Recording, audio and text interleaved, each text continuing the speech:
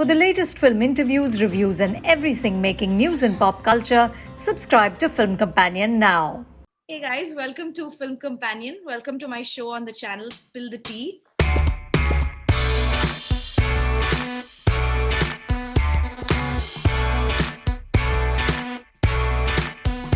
I'm just going to pretend like this is a cup of piping hot chamomile when asli mein it's just garam pani because Dolly, you know, karna padta hai.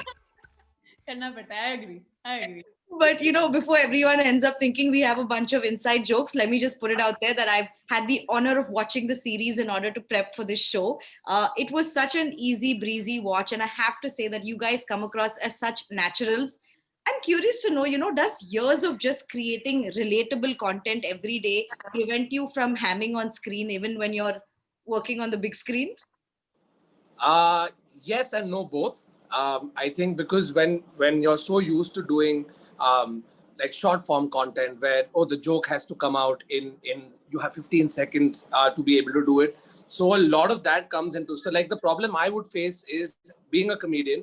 We're so used to talking, like even now when I'll talk, there'll be so many gestures and I'm never like still, right? It's always, guys, so this happened and then that happened. And when you go into on a film set where you have to sort of have that, as we call it, therav, like you need to be a little grounded, you need to be able to speak properly. You're not just yelling, you're playing a completely different person from who you actually are, that it takes you a day or two to just sort of, wait, guys, I'm not on stage. I'm not doing a stand-up act. I am playing a character. So that used to be like one of my biggest problems, because when I'm doing a comedy role, it just blends in naturally. But when I'm doing a non-comic role, I have to sort of have that. So that used to be a little bit of a problem that I still face, but a couple of rehearsals and then you're back into character mode. But also, you guys have built such a popular universe for the both of you just by virtue of the characters you've created. So, what is the challenge of becoming someone that you had no role in writing at all? Like Varun was saying that, yeah, like actually I was just between these breaks today, I was checking my audition for this show. And my audition, if I look back at it, was really bad. I was over the top, I was doing what was not needed. And completely bombed, if I can say that. I don't know why the director still took me and why Debbie still gave me that chance. But now when I think of it, I'm like, God, what was I trying to do? Why was I trying to overdo everything I was given? I was literally enacting every word. So, that comes with the kind of things we do. It is hard, but at the same time, when you ace it and when you do it, it's so, like, it just gives you so much satisfaction. And I was also given a chance to do a workshop for 3 days with Pooja Sarup, who's brilliant. And man, I learned so much on the set in that workshop. I have only had all the learning to do, to be honest. I feel like more than giving anything to the show, I've taken back a lot more. So What an amazing time to be an actor, right? When workshops are almost the norm now and you really get to be. I also saw this really heartfelt post that you put out recently, Dolly, about the dream house that you bought for your parents. But I feel like it's important to talk about how long has it taken you to actually, the both of you, to get to where you are in terms of just making this content creator life sustainable for you? So I'm going to first start off with my regular joke that I've been doing, and that is that, as somebody who's trying to dabble with acting and simultaneously have a comedy career which involves stand-up or involves content creation on social media platforms, my list of movies I've auditioned for far outweigh the movies I've gotten. So it is a struggle, like because you're trying to find that balance, because I love both my sides of professions equally. I don't ever want to give up stand-up comedy and I don't want to give up acting. So you have to find that balance in which you're able to do both. And there are days where you're auditioning and nothing is working for you. That is the time when the smaller content creation type stuff that I was doing, the sketches, the wiki videos, that keeps you going, because it's very important to not lose your mojo, right? Because it's like you get rejected 10 times, you're not going to go in 11 times. You're like, you know what, this is not working. It's not going to happen for me. But I've done that consistently now for 10 years, right?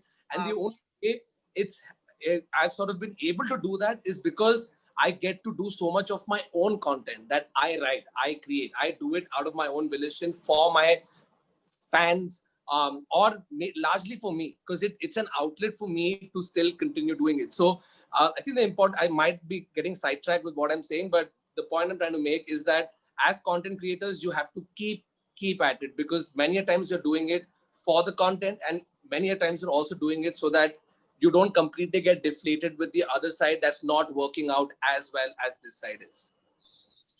Nice. Do you want to add anything to that, Dolly? Yeah, like I mean, it's taken me 5.5 years to reach where I am, be able to afford that house that I've been talking about.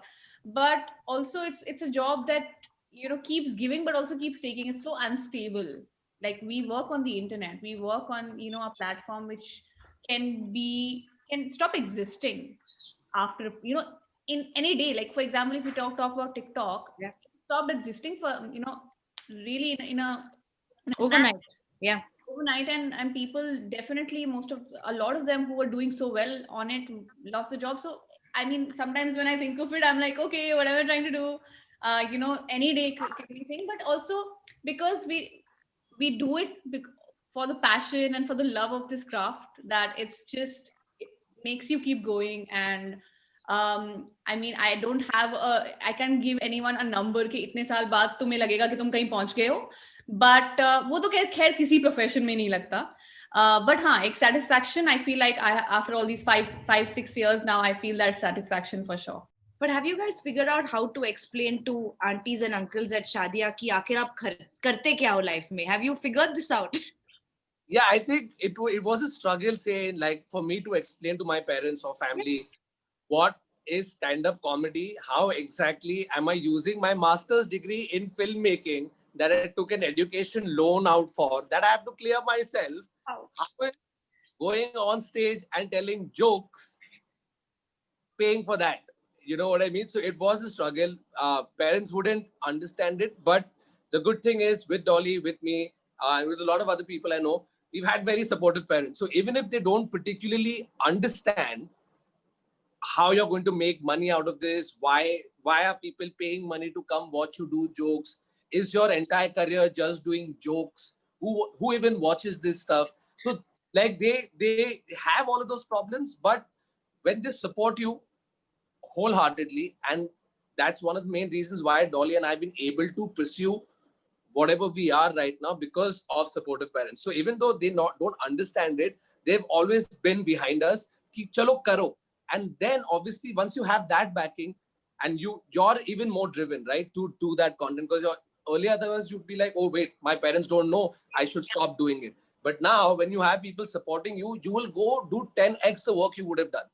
You know what I mean? So it's a struggle in the beginning, but I think now it's come to a point where they are very good. They know, they understand. My parents learned how to get Netflix, create their own account, and watch shows without asking me. Okay, that in itself is a 6. You know what I mean? They've gotten with the program. They've gotten with the program, and now I think parents and like they're a lot more aware. Earlier, say when at the start of comedy as a separate profession that you can make money out of was very alien, and now I think with passing times, with them being more aware of stuff that is happening, I think now it's a lot easier for people to explain to their parents I'm a stand-up comedian than it was, say, when we all started out about 10 years ago. Absolutely. And what you guys also are influencers. And Dolly, you play an influencer in the show as well. Is this the life of an influencer? Like, do you often find yourself faking shaving foam for whipped cream? Well, I don't do food photographs anyway, so haven't done that. But I can definitely say that social media is a sham, and you must not believe everything you put on there, everything you see on there. But I do make sure as a person, Yeah. that I try and be as honest with my people as I can be. Of all this, like this dress is given by a stylist. This, it's gonna go back. It's not mine. I can't afford this. So all of these things, this jewelry is gonna go back. So a lot of people don't know that, and they get swayed away by all this. So I feel like that's definitely there, and I think Kapi's character is for sure a full, picture of what social media is like these days. Yeah. And I feel like the arc that her story also takes is beautiful, because we are trying to show that this is not how it's supposed to be.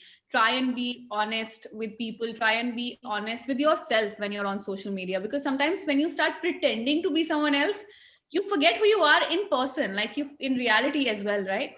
And I do know that a lot of people on social media live that kind of life, and I can only imagine how sad that must be to be living a lie. And I hope that those people can get out of that and be honest with themselves and with the people they ask to be followed by. So yeah, I really like that whole commentary on that, I feel. But you'll even find that so many brands approach you guys because they know that you reach a demographic of people that probably even the biggest actors can't reach today. What are some of the strangest, like, pitches you get just from brands to sell something? I think the when this whole boom happened of influencers, promoting different brands on social media platforms, I think everybody was sort of testing waters, right? Say 5-6 years ago, nobody really knew perfectly how you're going to approach something like this. So at that point of time, the one really ridiculous request we would get from most brands was, so we want to make a viral video, and this viral video, and we're like, hello, hold on. See, we want to make a viral video, and it is viral. I'm like, sorry to burst your bubble. I can't just guarantee virality of the video. You know what I mean? So I think pretty much all of us at some point of time have had a brand person call them, say, हमें एक viral video बनाना है और उसमें हमारा brand डाल देना. So does it happen to you? Do you find yourself holding your head with some of the pitches that get sent to you? Why, a lot of times. In fact, my manager herself is like, this looks shady, huh? Like, we got this one request. Now I have a boyfriend, so a lot of times I get requests, okay, can you and your boyfriend do this together? And one of the requests was for an underwear brand. I don't remember the name. Thankfully, I don't. And they were like, can he? And I had no part to play, by the way. Can he wear these? And can you put a picture of him wearing this underwear with nothing else? Like, just literally. Joking? How do you expect anyone to wear an underwear and click a picture in that? now that's a viral video. Oh man. But I was watching this actors roundtable a couple of years ago for the Hollywood Reporter, where Jamie Foxx talked about, if you want to be in comedy and stand up, you can't be caught up in being too starry or too good looking, because then people find it hard to relate. Is that something you guys agree with? I do. Yeah. I feel like the moment, or I don't know, I don't think people think like that. It's probably what you believe works. Okay. And I feel like the moment too much glamour happens, or the moment you only present the best side of yourself, they stop relating to you. And relatability is a big part of comedy. The moment people stop relating to you, your jokes are not going to land with them. They will not understand your jokes, right? They have to come from a place of relatability. So sometimes when I do some glam thing, then I post something like very non-glam also at the same time. Like, listen, this is the reality. Okay, I'm still with you. So that constant, thing that you have, reassurance that you have to give yourself and the people, that I'm still with you. Yeah. मैं वो star नहीं बनी हूँ, हाँ, मेरा attitude नहीं आया है अभी. So that has to happen, because comedy only works like that. Comedy has to work with people being able to relate with you, talk to you, all of that. But the fact is, you are stars now. You are stars of a different nature. And to be very honest, for the outsider, your life does seem like one big party, because like you said, clothes are coming, jewelry is being sent to you, you're in a non-pandemic world, you're traveling a new city every other week. What is the biggest myth about your jobs that you'd like to bust? Like, is it one big party all the time, or is there more to it? So no, life isn't one big party. I think one myth both Dolly and I would like to bust is that a lot of people think it's easy. They just feel, "Arey, to video to bana raha hai." You're making a video. You're making just because I'm using a phone to make a video doesn't make it any easier. Yes, it makes it easier than doing a full show with 250 people on set and having big cameras. Yes, it's easier than that. Yeah. But to say that it's easy, I think is reaching, because even when Dolly will make a 1-minute video, or if I make a 30-second reel, there is, I'm not even kidding, at least an hour, 2 hours of just thinking first, कि अच्छा इस पे बनाना है, video को relatable होना चाहिए, I don't want to offend anyone, I also want it to be funny, I'm going to do this character, it can't be so the same thing that I did last time, it has to be a little bit different than this. Oh, maybe I can ask somebody else to be a part of it. Okay, so when I'm shooting, I don't have to jump axis because then it looks. I've just told you 9 things off the top of my And head. it has to be viral. And that's the main thing. That's the main thing, you know. So you're already thinking of these 10 things that your video needs to have, right? And if we were so amazing to make these videos on a whim, we would be very different people right now. The other day only I got a message कि तुम्हें किस बात का stress हो रहा है, video बना के ही तो डालना है ना, तो डाल दो. And yeah, so most people don't know what it takes, you know, behind all this glam and camera and the jokes, what all lies behind the back the stage, the work that goes into it.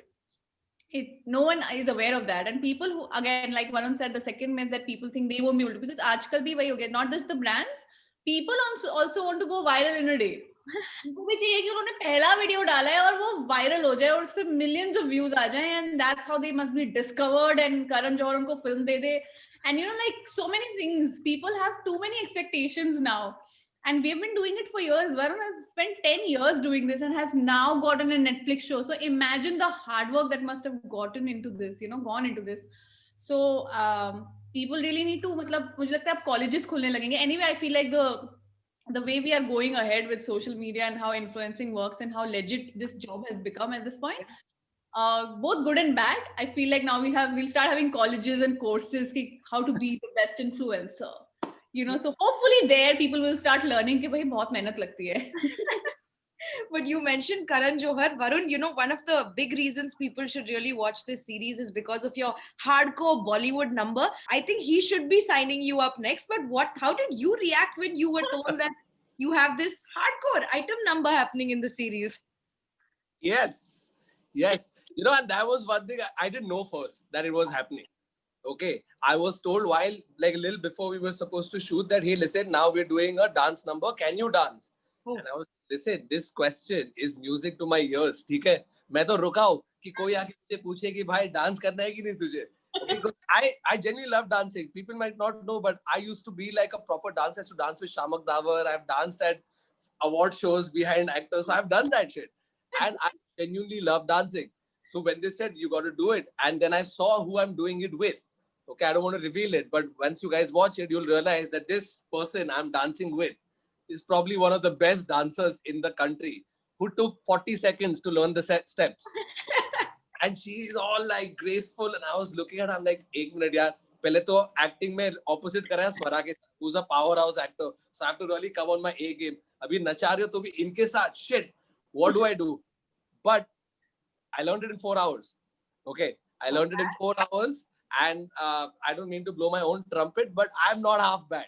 Okay, not at all. I'll vouch for that. Not at all. Okay. So you're serious, right? I'm not looking funny, am I? Listen, I just said that it's a big reason to watch the show. Thank you. And finally, before I let you guys go, it's just your pitch to your audiences. Basically, they get to see you creating content every day for free on your social media channels. So why should they subscribe to watch Bhag Beanie Bhag when it releases? Well, if they on 5th and 6th, Netflix is free, so so they don't even have to do that. But download it right now. Yes, right now it's free. But please watch Bhag Beanie Bhag for the warm hug that it feels like. I feel like that show is so breezy and nice and lighthearted, which is what the world needs right now. Just watch to have a good smile on your face and watch it with your friends and family. It's a show that way, and also a show that makes you want to dream bigger. So hopefully you take something away. Yeah, and it's also a good insight into the fact that being a stand-up comic is not always fun and games. There's a lot of blood and sweat that goes into it. Thank you for doing what you guys do, because it makes our world so much happier. And all the best for the series. Thank you so much. Thank you. Thanks for chatting with me. Thank you for having me. Bye.